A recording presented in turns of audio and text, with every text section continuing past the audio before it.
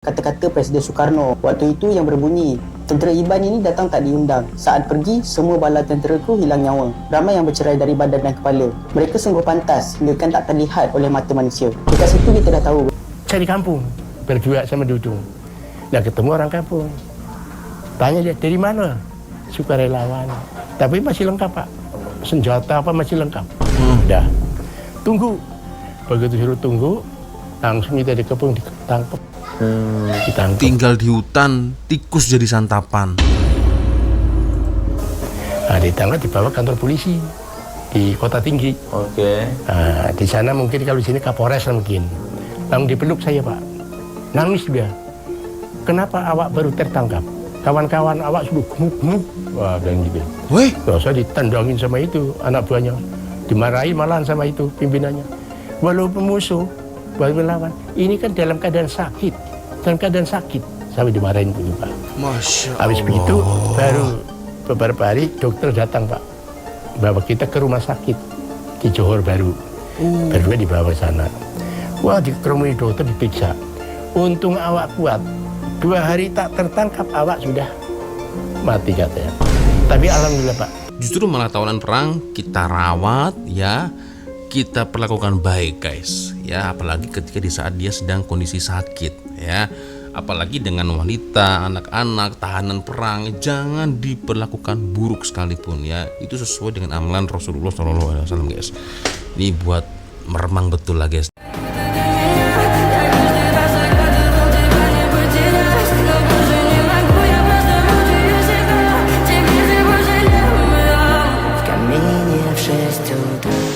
Ya sabre, assalamualaikum warahmatullahi wabarakatuh. Hai re, jumpa lagi ada saya di sini Wak Lonjong, salam lonjong. Hiya.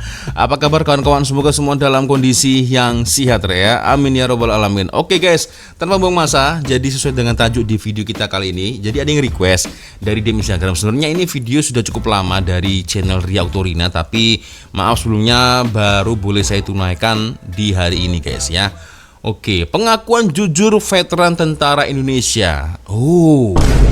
Jadi veteran tentara Indonesia ini pernah tertangkap askar Malaysia, tapi tak disangka-sangka mendapatkan perlakuan macam nih.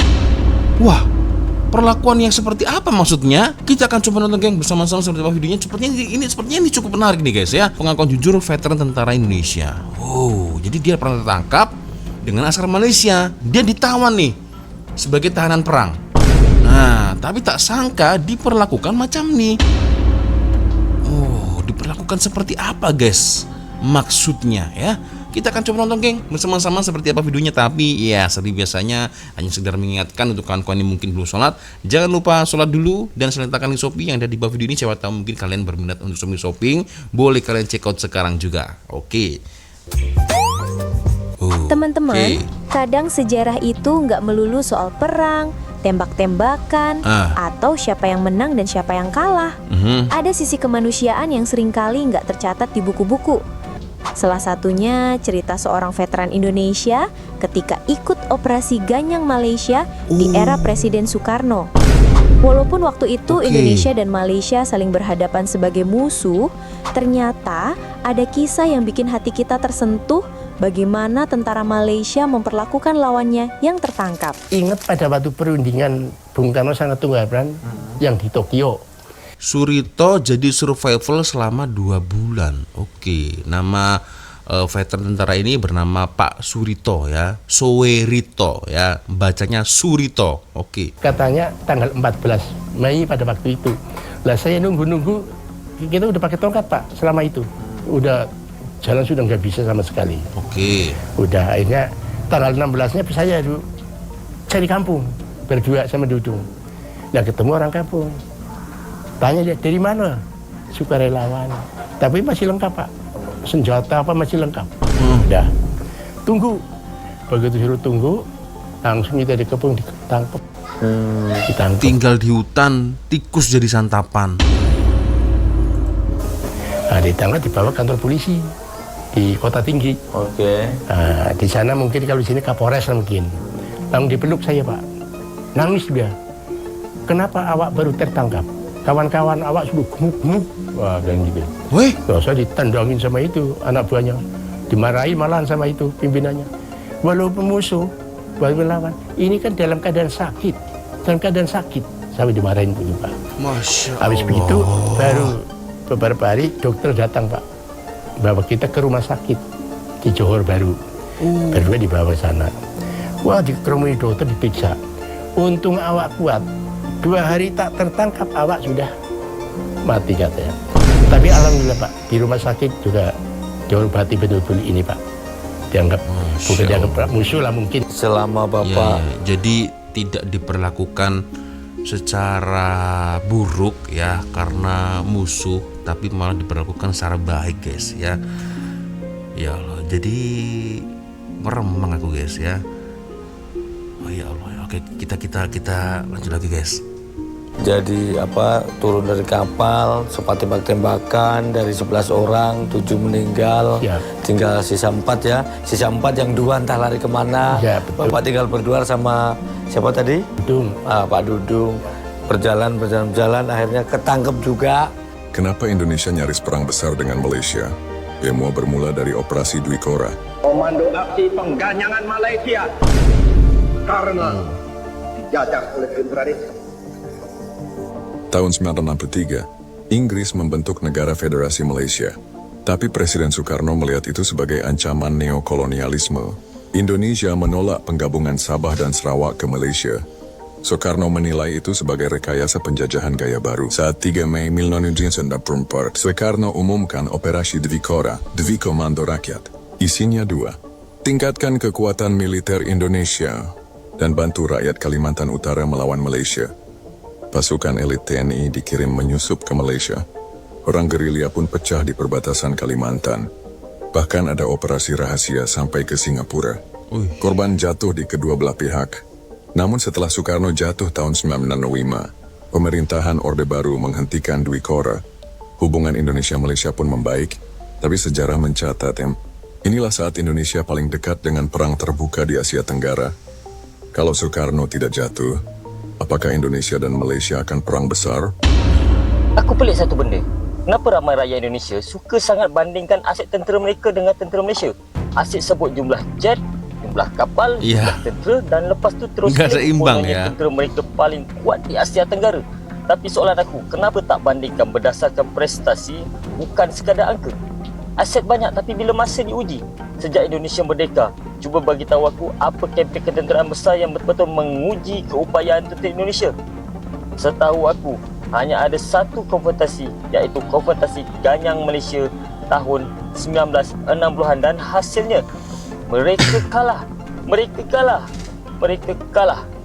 Selain itu, kebanyakan pertempuran mereka hanyalah dengan rakyat sendiri, seperti konflik di Aceh dan pergolakan di Papua. Kalau ada kempen ketenteraan luar yang lain, sila beritahu. Sekarang kita tengok pula prestasi tentera Malaysia. Di zaman darurat dan komunis, Malaysia pernah hadapi ancaman bersenjata dari komunis lebih 40 tahun dan berjaya menghapuskan mereka dengan kerjasama rakyat dan ketenteraan yang tersusun. Yang kedua, misi keamanan PBB. Malaysia dihantar ke banyak negara bergolak bawah misi pengamanan PBB, antaranya Bosnia 1990-an, membantu penduduk Islam Bosnia dalam perang saudara. Lubnan, Namibia dan Sudan menjaga kestabilan dan keamanan pasca perang. Yang ketiga, tragedi Black Hawk Down di Mogadishu, Somalia.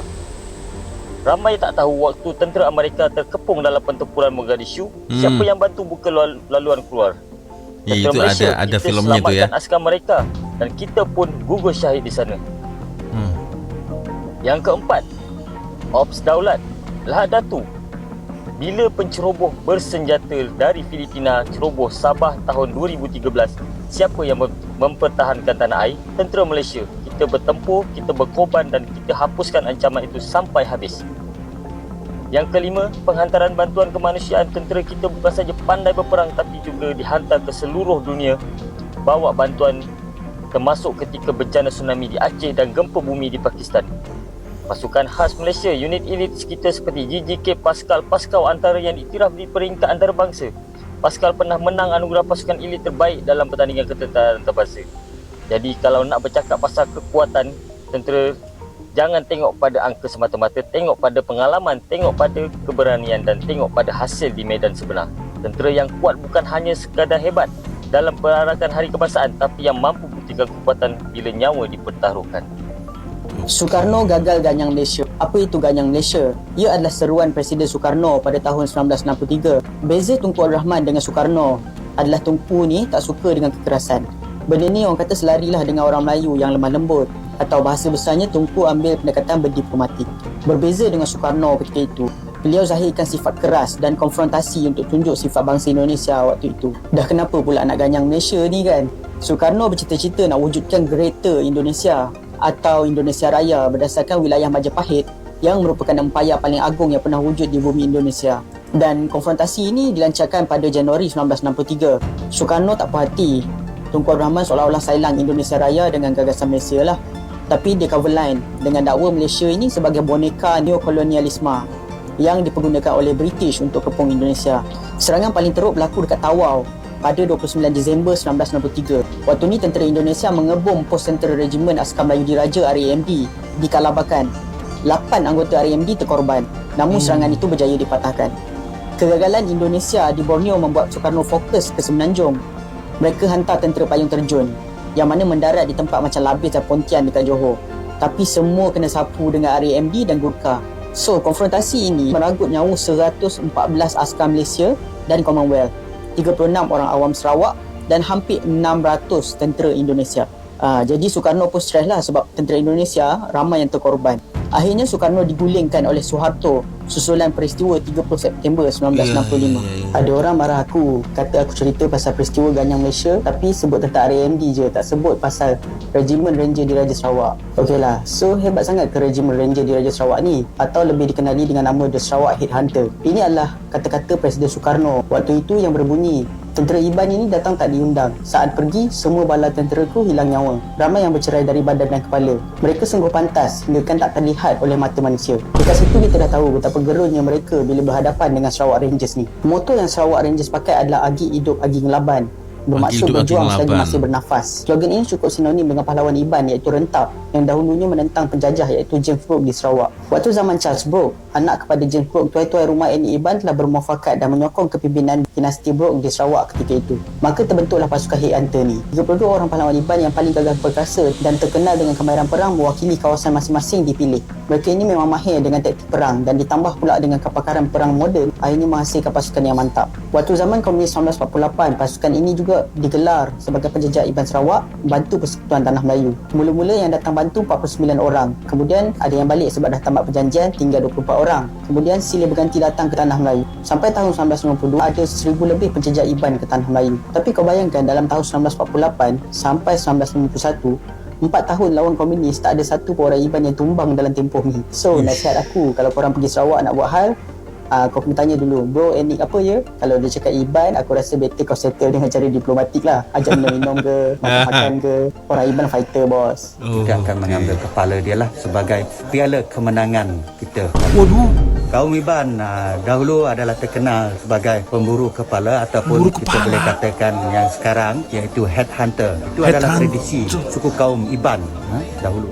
Kita memburu kepala kan maksud dia kita sentiasa mencari kepala. Sebab waktu tu dahulu kita tak ada askar, tak ada polis. So askar yang kita ada adalah kaum kita sahaja.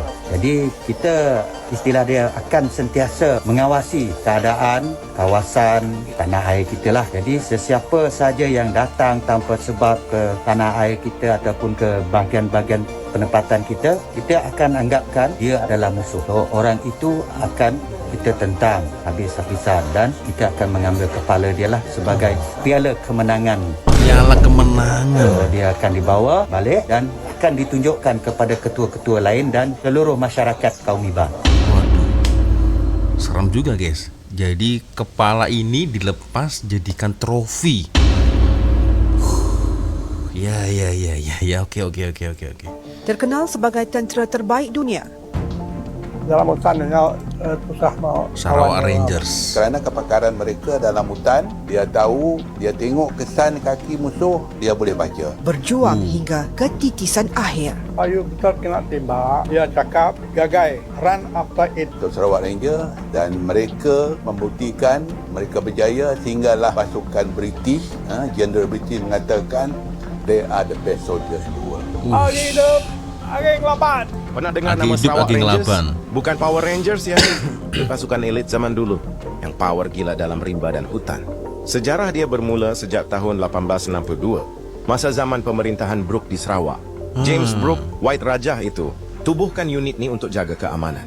Ahli Sarawak Rangers ni ramai dari etnik Iban, sebab orang Iban memang terkenal dengan keberanian dan kehebatan di hutan. Mereka ni macam komando awal-awal, pakar menjejak musuh, pakar perang gerila, dan kenal hutan macam belakang tangan sendiri.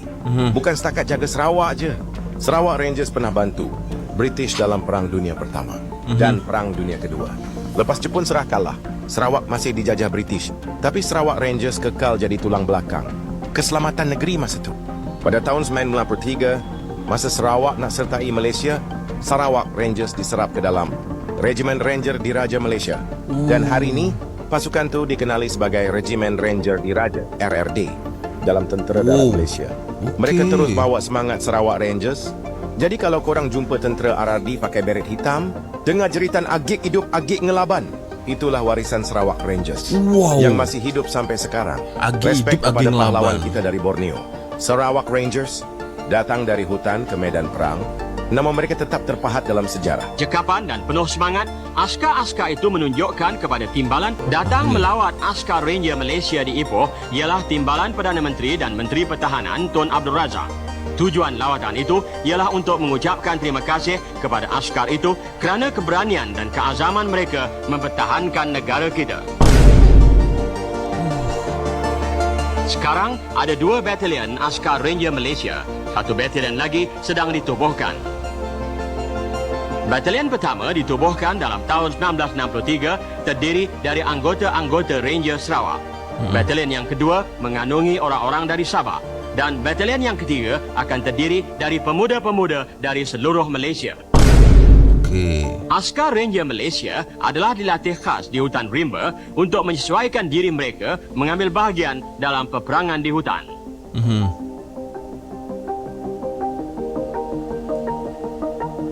Ini alat-alat yang mereka bawa nih, ya, equipment. Tun Razak melafazkan puas hatinya terhadap kemajuan yang didapati oleh askar Ranger dalam latihan itu. Katanya, ia yakin bahawa mereka akan berkhidmat sama seperti askar Melayu Diraja dan askar peninjau persekutuan yang telah dipuji oleh pasukan bangsa-bangsa bersatu kerana keberanian dan disiplin mereka di Kongo. Di Kongo loh. Oke. Dengan kecekapan dan penuh semangat, askar-askar itu menunjukkan kepada timbalan Perdana Menteri cara-cara menentang serangan hendap dan cara menembak. Jadi sangat pawai dalam Apabila hutan. tamat latihan mereka, askar Ranger Malaysia akan menjalankan tugas. Kita yakin mereka akan mempertahankan negara kita sesuai dengan cogan kata mereka, agi hidup, agi ngelaban. Yang berarti, selagi hidup, terus berjuang. Selagi hidup terus berjuang. Seorang veteran bercerita, saat itu ia ditugaskan menyusup ke wilayah Malaysia. Tapi karena kondisi tubuh yang sudah sakit, perbekalan menipis, akhirnya ia bersama rekannya tertangkap oleh warga kampung, lalu diserahkan ke tentara Malaysia. Biasanya, kalau kita bayangkan musuh tertangkap, pasti dibentak, diperlakukan kasar, atau bahkan diabaikan. Tapi yang terjadi justru sebaliknya. Veteran ini bilang, begitu sampai di kantor polisi di Kota Tinggi, sang perwira malah memarahi anak buahnya karena sempat berlaku kasar. Katanya, walaupun ini musuh, dia dalam keadaan sakit, tetap harus dirawat. Dari situ kita bisa lihat bahwa di balik seragam dan senjata, ada hati manusia yang tetap menghargai nyawa sesama. Beberapa hari kemudian, veteran ini bahkan dibawa ke rumah sakit di Johor Bahru. Dokter-dokter Malaysia memeriksa dengan serius, merawat dengan penuh perhatian, bahkan bilang kalau ia terlambat tertangkap 2 hari saja mungkin sudah meninggal. Bayangkan, dalam kondisi perang sekalipun, musuh yang sudah tidak berdaya tetap diperlakukan dengan baik. Ya Allah. Di titik ini kita bisa mengerti kenapa banyak veteran Indonesia merasa tersentuh dengan pengalaman itu. Karena ternyata sifat orang Melayu memang menjunjung tinggi nilai kemanusiaan. Musuh tetap dianggap manusia, dan ketika sudah tidak berdaya, bukan lagi untuk dimusuhi, tapi untuk ditolong. Ini sesuai dengan ajaran Nabi Muhammad SAW ya. Jadi ketika dengan tahanan perang, ya, kita tidak boleh semena-mena untuk menyiksa, itu tidak.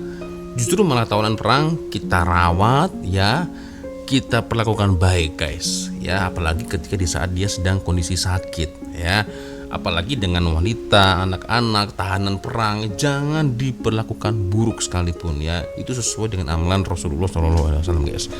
Ini buat meremang betul lah, guys. Dan memang saya pernah mendengar cerita, ya, daripada YouTuber dekat Malaysia, guys. Jadi dia punya kakek lah, guys, ya, kakek dia dulu pernah terlibat dalam konfrontasi, ya, ganyang Malaysia, guys. Dan saat itu kakek dia berhadapan dengan beberapa askar Indonesia, ya. Jadi saling berhadapan nih, guys, antara askar Malaysia dan juga Indonesia, ya. Belum sempat perang, mereka masih berhadapan begini, guys, ya, tengah siap-siap mengambil ancang-ancang. Tapi itulah, guys, ya, ada air mata yang keluar, baik itu dari veteran Malaysia dan juga veteran Indonesia. Sebenarnya mereka tidak mau melakukan hal itu sebenarnya, tetapi mereka dipaksa, guys, dipaksa untuk melakukan itu, ya. Sebenarnya mereka tidak mau sama sekali, apalagi dengan background sama-sama Islam kan, guys, ya. Waduh, ini membuat mereka serba salah nih, guys. Gila, gua harus berhadapan, adu tembak, harus siap berperang. Saudara gua itu sama-sama Islam tuh. Itu, guys. Jadi kondisinya memang sangat-sangat serba salah, ya, masa itu, guys, ya. Itu salah satu cerita yang pernah saya dengar daripada YouTuber Malaysia, guys, ketika kakek dia sedang berperang, ya, konfrontasi ganyang Malaysia saat itu, guys, ya. Itu. Jadi tadi juga ada saksi bahwasanya veteran Indonesia, guys, dia beruniform lengkap, bawa senjata, kena tangkap nih. Biasanya kalau kita lihat di film-film, mereka diperlakukan secara buruk, diperlakukan secara kejam, macam yang ada di sana, guys, Israel, ya, memperlakukan saudara kita Palestina macam mana ketika tertangkap, ya. Mereka disiksa, ya, macam-macam lah. Tapi ini lain, guys, ya, mereka ditangkap bukannya malah disiksa, dirawat, bawa hospital, ya. Kata dokter tadi, kalau telat 2 hari tidak tertangkap, bisa meninggal kamu. Masya Allah, itulah dia, guys, ya. Ini satu pengajaran yang benar-benar membawa inspirasi bahwasanya nyawa tetaplah nyawa, guys, ya. Askar Malaysia tak menganggap mereka musuh nih, guys, ya, malah diperlakukan seperti itu, ya. Ya Allah. Oke. Dan akhirnya tentara Indonesia itu tadi pulang membawa cerita yang sangat-sangat menyentuh sekali, guys. Oke, guys, ya, luar biasa cerita yang betul-betul sangat-sangat menginspirasi, guys, ya. Oke, guys, ya, sepertinya cukup sudah untuk video kita kali ini, guys, ya. Luar biasa, saya baru dengar ini, guys, ya, pengakuan jujur veteran tentara Indonesia ketika tertangkap askar Malaysia. Oke, guys, ya, sepertinya cukup sudah untuk video kita kali ini, guys, ya. Saya minta maaf apabila mungkin kalau ada kesalahan kata-kata baik dari awal video sampai akhir video. Seperti biasanya kalau ada video menarik yang mungkin boleh kita ulas sama-sama, silahkan kirim link videonya di DM Instagram, guys, ya. Ya, selamanya kita tetap saudara, guys. Kau di sana, aku di sini, dan akhirnya saya Walonjong. Wassalamualaikum warahmatullahi wabarakatuh. Semoga Allah melindungi kita semua. Bye bye.